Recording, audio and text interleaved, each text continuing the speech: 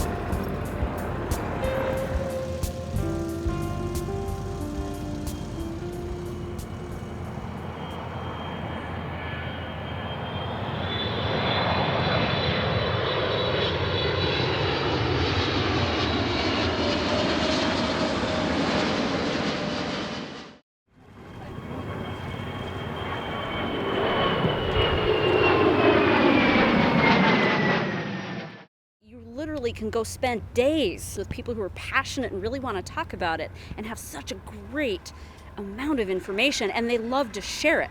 So you come, and they always say that Oshkosh is about the people, and it really is, because we all have that passion for aviation and we all want to talk about it and share it, and you literally can just spend the entire week just immersed in aviation. It's amazing. Hey, Misbehaving's a 1944 model P-51D, and we have it painted in 357th Fighter Group colors. Captain Jesse Fry was the pilot of the Real Ain't Misbehaving. That was scrapped right after the war, but he lived to see his airplane decked out, got to fly in it. You take the fuel tank out of the back, and that's where the little jump seat goes. So you can put 2 people in it. But it was a single seat fighter. And basically, I've been flying this one since 2006, and it's a labor of love. It's very fuel efficient. It accelerates like greased lightning when you put the nose down. It's a little heavy on the controls when you're fast, but all of them were. It's takeoff, as long as you do it correctly, it's quite easy, and same thing with landing. Pilot training back in those days were T-37s, T-38s for everybody, and I was a T-38 instructor, and then I flew F-4s, DZs, and later Gs, the Wild Weasel. So I had 12 years active and then 10 more reserve. Well, I love the Air Force. My father was in the Air Force during the Korean War, and it's a wonderful institution, and this is a big milestone this year.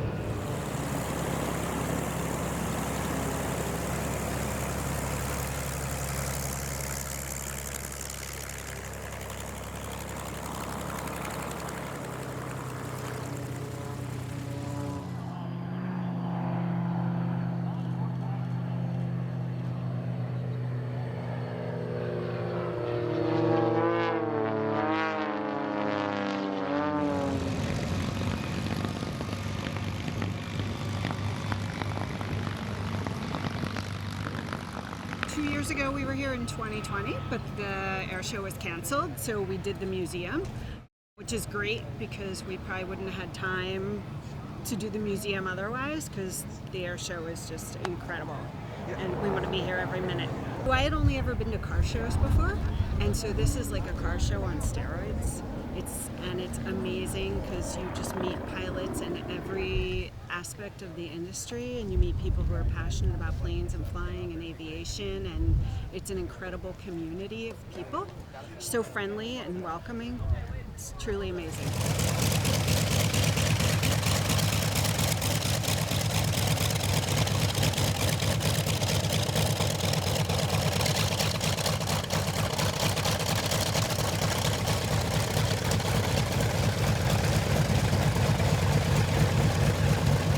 Basically looking at some of the instruments of freedom that we as Americans have paid for, both with money and our lives, and that's what's important to show young people, is this is what this country can do when it puts its mind to it, and it should be passed on, it shouldn't be forgotten.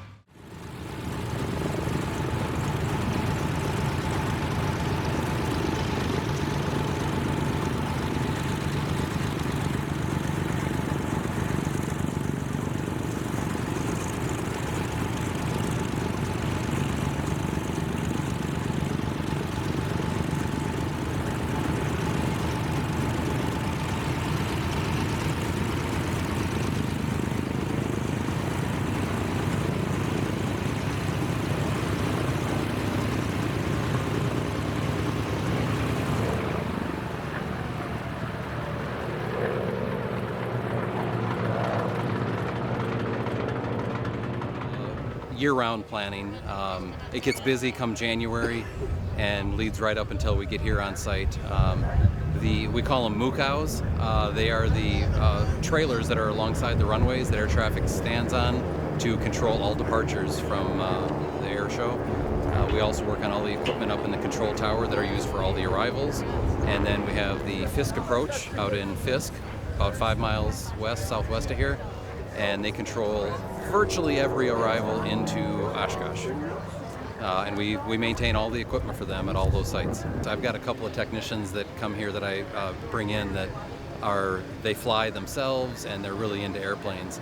I do love seeing Doc and Fifi, but Air Force vet, I love to see the Air Force jets. And I really don't have a favorite. I love them all, and afterburners are encouraged. Now all the pilots are volunteers as well, right? Yes. And you can drive in, you can bike in. There's literally I've seen everything this trip. But yeah, to make the pilgrimage here is obviously best in a GA aircraft, and I think we're all shooting for that. As a matter of fact, the podcast for the EAA is called The Green Dot. So it's that big of a deal. So, but however you get here, people will accept you openly. It's the most loving, friendly, stimulating environment I think I've ever been in. So there's so many things to experience here besides the air show. There's an awesome seaplane base that's just up the street on Lake Winnebago, and that's a different facet of aviation that most people would never ever see, especially at an air show, is to see seaplanes. And they have a beautiful, it's like summer camp, it's serene and beautiful. You can talk to people who make floats for airplanes, and all of these little events where people just hang out and relax and watch things going on. There's movies every night, one of my favorite things, because drive-ins are kind of going the way of the dinosaur. They have a fly-in theater. How cool is that? You take a chair, you go sit outside with a bunch of people that love aviation and watch aviation movies. How could you possibly wrap up a day any better than that? And then, if that's not enough, there's 2 night air shows where people get this great idea of not only shooting off fireworks, but strapping them to airplanes and shooting them off airplanes. I mean, how cool is that? So it's really something for the whole family. You can come in and just watch that night air show. You're going to see some aerobatics, you're going to see some fireworks, you're going to see a lot of pyrotechnics and different things.